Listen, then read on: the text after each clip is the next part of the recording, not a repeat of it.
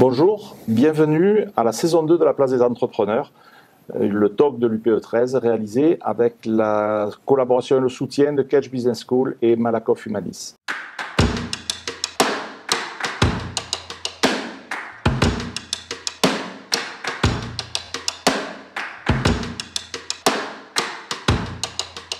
Aujourd'hui, comme toutes les semaines, nous accueillons 4 chefs d'entreprise du territoire. L'idée, c'est d'échanger pendant 20-25 minutes de notre vision de la crise. Alors, Alain Bouzman, je suis le PDG de NAP, les nouveaux autocars de Provence, transport et tourisme, donc solutions mobilité. Nous avons une entreprise de luminaires d'extérieur, de produits de cuisine, plusieurs types de produits dans le jardin, dans l'aménagement de la maison.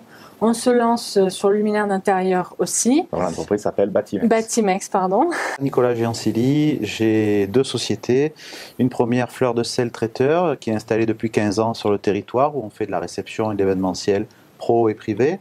Et une seconde, plus récente, qui a 2 ans, qui s'appelle Popote, où on fait de la livraison de repas au bureau et à la maison. Alexandra Fagiano, je représente la société EMIG. On est une société familiale et spécialisée dans le traitement d'eau. Donc on a adapté cette technologie historiquement sur le marché de l'aquaculture.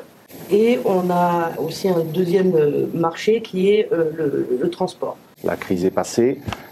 Comment vous voyez la projection de vos modèles économiques et de vos activités ?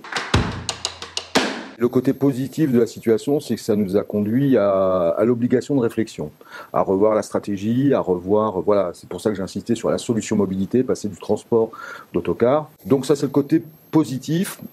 Et cette restructuration obligée nous a permis de sortir du redressement judiciaire puisque le tribunal de commerce de Marseille a homologué le plan et qu'aujourd'hui, je dirais, à défaut d'être optimiste, je suis positif parce qu'on a pris pas mal de choses, on a revu nos coûts à la baisse, on a changé un peu de choses, on fait rentrer un peu la structure dans le 21e siècle. Aujourd'hui, c'est clair qu'on attend avec impatience le plan de relance français qui met du temps à arriver parce que Bruno Le Maire l'a annoncé en juillet de l'année dernière. Et aujourd'hui, il nous annonce plutôt septembre. Donc, le plan de relance étant des fonds européens, ça nous paralyse quand même toute l'Europe, en fait, finalement. Donc, on attend avec impatience ce plan de relance. Ça, c'est sûr qu'il va beaucoup nous aider sur l'Europe. On a perdu 80% de notre chiffre d'affaires. On a essayé de sauver les meubles, mais ça a été compliqué. Mais pour autant, on avait un calendrier qui était plein, c'est-à-dire que les gens réservent un an avant pour se marier, ça veut dire qu'on était déjà plein, ça veut dire qu'on a tout annulé pour reporter sur 2021, où on a encore annulé la moitié de nos réceptions, donc on va dire qu'on est complet jusqu'à fin 2022 sur tous les étés, de tous les week-ends. On était déjà un petit peu sur le e-commerce, donc en fait on a accéléré la chose et on s'est vraiment mis à fond sur le e-commerce. On était présent déjà sur quelques sites. Mais les enseignes comme Leroy Merlin ont commencé à ouvrir leur marketplace aussi. Donc en fait, on s'est outillé et on s'est connecté à toutes les marketplaces en France. Et en fait, ça nous a permis de continuer notre activité, voire d'augmenter en fait, parce que les gens étaient beaucoup plus sur les sites en ligne aussi. Ce qui était bien, c'est que ça a un petit peu rationalisé les réunions. Avec Zoom ou d'autres systèmes de vidéoconférence qui nous a permis de gagner énormément de temps, de réduire le temps des numéros. Depuis le temps qu'on entend ou qu'on lit des choses sur la réunionite française et ainsi de suite, c'est vrai que ça a rationalisé la chose et avec certains partenaires, pour ne pas les nommer, un petit Zoom vaut mieux qu'un grand débat. Donc on n'attend plus, il n'y a plus de gens en retard, il n'y a plus de ceci, il n'y a plus de cela. Donc c'est vrai que ça a facilité les choses. Donc en termes de rationalisation de l'organisationnel, c'est vrai que ça a été très bien. Nous, on faisait des conf-calls, nous à Carnoux, des clients qui étaient en Thaïlande et l'autre qui était en Nouvelle-Zélande.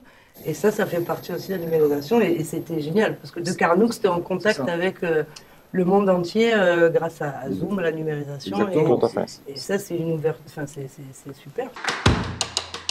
On a énormément appris en fait pendant cette crise parce qu'on n'était pas tant tourné vers le digital. En fait, on a dû tout réapprendre. On a créé un site internet nous-mêmes en interne. Avec Shopify qui est clairement assez facile d'utilisation, mais ceci dit, ça nous a permis d'apprendre des outils, de prendre des outils qu'on n'avait pas. Les réseaux sociaux, avec TikTok qui a explosé, on s'est mis dessus aussi, on a appris les nouvelles manières de communication, de faire. C'est la communication aussi qui a beaucoup changé. Nous, on le voit, c'est Instagram à fond, on contacte beaucoup d'influenceurs. C'est aussi, avant, on mettait des panneaux 4x3. Maintenant, on préfère mettre 500 ou 1000 euros dans un influenceur. Ça a plus de retombées. Ouais. Merci à tous pour vos témoignages, pour cet échange. Merci à vous. Voilà. Encore une fois, merci à Philippe Elfort de nous avoir accueillis dans ses locaux. C'était un plaisir de vous avoir à nos côtés et bravo à l'UP pour ce qu'elle organise. Voilà. Merci. Merci.